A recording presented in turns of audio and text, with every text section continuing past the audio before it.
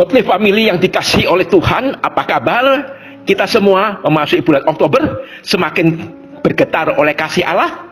Mari kita mengawali hidup kita hari ini dengan teh hangat, teduhkan hati, hadirkan semangat dengan firman Tuhan dari 2 Petrus 3 ayat 14 sampai 16. Saudara-saudaraku yang kekasih, sambil menantikan semuanya itu, marilah kita harus berusaha supaya kamu kedapatan tak bercacat dan tak bernoda di hadapannya di dalam perdamaian dengan Dia.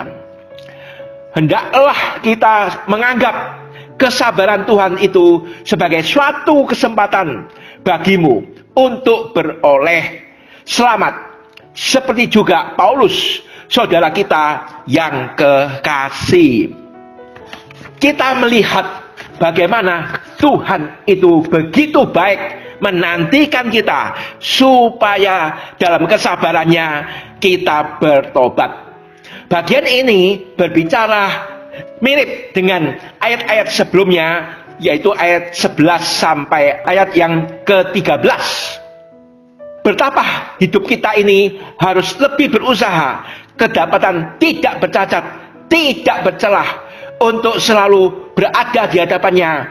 Dan kita jangan lalai, jangan lengah dalam menantikan kedatangan Yesus yang kedua kali. Ya, Maranatha. Bertumbuhlah terus, sungguh-sungguh berusaha di dalam kebajikan Kristen, sehingga kita hidup tidak sesuka hati, tidak sembrono, dan kita sungguh-sungguh tidak mengikuti teladan guru-guru palsu. Persiapkanlah diri kita untuk senantiasa hidup di dalam pengantin yang suci, yang murni, yang saleh, sehingga saat Yesus Kristus datang kembali kelak, didapatilah kita tidak bercacat dan tidak bernoda, dan kita layak menyambut kedatangannya. Dengan penuh sukacita kita hadir di hadapannya. Itu ayat yang ke-14. Tak bercacat menggambarkan Kristus sebagai korban, anak domba Allah yang tidak bernoda. Bandingkan 1 Petrus 1 ayat 19. Keluaran 12 ayat 5. Tak bercacat dan tak bernoda, tanpa celah. Itulah orang-orang Kristen yang seharusnya hidup murni secara moral di tengah-tengah dunia yang gelap ini. Menjadi satu kesaksian, membawa terang, menerangi sekelilingnya. Itulah kiasan jadi korban yang tak bernoda bagi Allah. Hidup orang Kristen harus berbeda dengan guru-guru palsu yang disebut seperti kotoran-kotoran dan noda. Saat Kristus datang nanti, dengan orang-orang Kristen yang didapati tak bercacat, tak bernoda di hadapannya. Banyak ayat-ayat di dalam firman Tuhan yang menyatakan hal seperti itu, supaya kita selalu siap sedia menyambut Maranatha, Yesus datang kembali yang kedua kali. Tak sabar kita menanti. Anggaplah kesabaran Tuhan itu di dalam menepati janjinya sebagai bagian dari kesabaran Tuhan untuk menantikan semua orang bertobat. Lihatlah itu dari sudut pandang Allah yang belum datang, sabar menanti manusia bertobat. Kesabaran Tuhan itu adalah kesempatan bagimu untuk bertobat.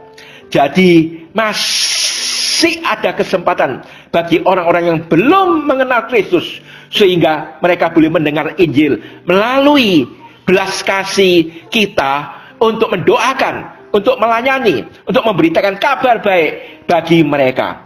Hiduplah kita secara sabar dan kita tidak bercacat, sehingga ketika kita hadir di hadapan mereka, mereka sungguh-sungguh menjadi contoh seperti Paulus yang dahulunya bernama Saulus, yang kemudian bertobat mendengarkan Injil Kristus dan dipakai oleh Tuhan luar biasa. Kiranya pada zaman akhir ini Tuhan kiranya membangkitkan banyak Paulus-Paulus untuk memberitakan Injil kepada orang-orang yang bukan Kristen, bagi orang-orang yang sederhana maupun sampai kalangan istana. Tuhan memberkati kita sekalian.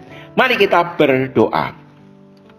Ya Tuhan, Bapa kami yang di surga, Betapa ya Tuhan Engkau sabar menanti untuk menyatakan kebaikan Tuhan, sehingga kami ini ya Tuhan boleh masuk dalam bilangan orang-orang pilihan Allah yang menerima Injil keselamatan.